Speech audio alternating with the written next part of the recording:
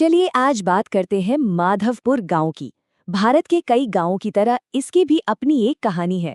लेकिन ये कोई आम कहानी नहीं, बल्कि एक ऐसा रोंगटे खड़े कर देने वाला श्राप है जिसने पीढ़ियों से इस गांव को अपने खौफ में जकड़ रखा है। दशकों से माधवपुर के लोगों के दिलों में एक अजीब सा डर बैठा हुआ है। और इस डर का सेंटर है गांव का वो पुराना वीरान पड़ा रेलवे स्टेशन। यहीं से हर अमावस्या की रात एक ऐसी अनहोनी शुरू होती है जो गांव की एक और खुशी को निगल जाती है। ये कोई 1-2 साल की बात नहीं है, पूरे 70 साल से ये श्राप चला आ रहा है। सोचिए, 70 साल, मतलब कितनी ही पीढ़ियां इसी डर के साये में पैदा हुईं और खत्म हो गईं। ये खौफ हर महीने एक खास रात को लौट कर आता है। अमावस्या की काली रात, जब आसमान में चांद की रोशनी तक नहीं होती, तब माधवपुर की गलियों का अंधेरा और भी गहरा हो जाता है और एक अनहोनी का इंतजार शुरू हो जाता है। तो सवाल ये है कि आखिर उस रात को होता क्या है? क्या है वो कहानी जो लोगों को अपने ही घरों में कैद होने पर मजबूर कर देती है?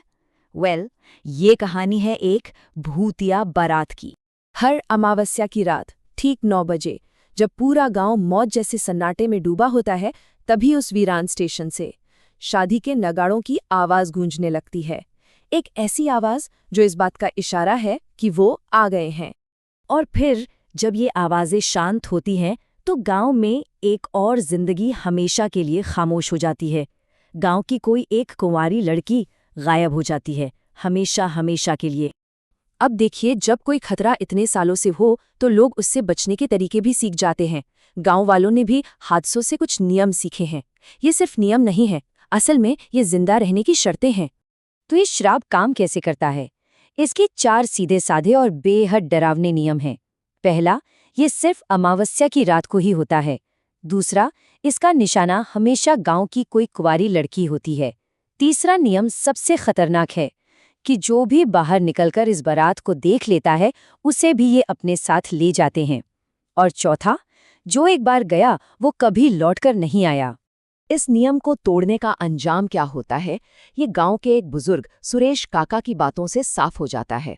वो बताते हैं, एक रात मेरे पिता समेत गांव के 12-15 लोग हिम्मत करके उस बारात को रोकने गए थे।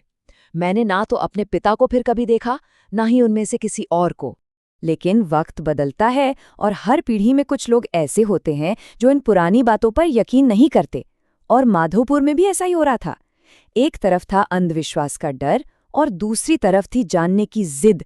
एक तरफ थी प्रिया, शहर में पढ़ी लिखी, जिसे ये सब भूत प्रेत की कहानियां अंधविश्वास लगती थीं। और दूसरी तरफ थे मंगल और प्रताप, 2 दोस्त जिनके लिए डर से ज्यादा बड़ा था एडवेंचर। वो अपनी आंखों से इस भूतिया बारात का सच देखना चाहते थे। और फिर आ ही गई वो अमावस्या की रात, वो रात जब गांव के पुराने डर का सामना नई पीढ़ी की हिम्मत और अविश्वास से होने वाला था। शाम ढलते ही गांव पर एक अजीब सी खामोशी छाने लगी। 7 बजे तक सबने एक दूसरे को आखिरी बार चेता दिया। 8 बजते बजते तो गलियां पूरी तरह सुनसान हो चुकी थीं, दरवाजे अंदर से बंद। और ठीक रात के 9 बजे पूरे गांव में एक ऐसा सन्नाटा छा गया जो नॉर्मल नहीं था, एक अननेचुरल, डरावना सन्नाटा। ऐसा लगा मानो पूरी कायनात ने अपनी सांस रोक ली हो। कुत्तों ने भौंकना बंद कर दिया था, हवा एकदम शांत थी। और तभी स्टेशन की तरफ से एक काला धुआं धीरे धीरे गांव की तरफ बढ़ने लगा। और फिर उस धुएं से जो निकला, वो मंजर किसी के भी रोंगटे खड़े कर दे। वो इंसानी शक्लें नहीं थीं, जले हुए शरीर, बिगड़े हुए चेहरे और खून से भरी आंखें जो अंधेरे में चमक रही थीं। कुछ पागलों की तरह नाच रहे थे तो कुछ ढोल नगाड़े पीट रहे थे। पर ये बारात यूं ही गांव में नहीं घूम रही थी, इसका एक मकसद था, एक मंजिल थी। और उस रात वो मंजिल पहले से ही तय थी। और विडंबना देखिए, वो डरावनी बारात सीधे आकर रुकी प्रिया के घर के सामने। वही प्रिया जो इन सब कहानियों को अंधविश्वास बताकर हंसती थी। उस बारात में से एक, जो शायद उनका दूल्हा था, आगे आया। उसकी आवाज में कोई इमोशन नहीं था, सिर्फ एक ठंडी सी धमकी थी। उसने कहा, तुम्हारी बहन आज मेरे साथ जाएगी और कोई भी मुझे रोक नहीं पाएगा। कोशिश की तो अपनी जान से हाथ धो बैठोगे। प्रिया के भाई और भाभी ने हिम्मत दिखाई, उसे बचाने की कोशिश की, लेकिन उन शैतानी ताकतों के आगे भला वो क्या करते। उन दोनों को बेरहमी से मारने के बाद वो दूल्हा चीखती चिल्लाती प्रिया को घसीटते हुए ले गया।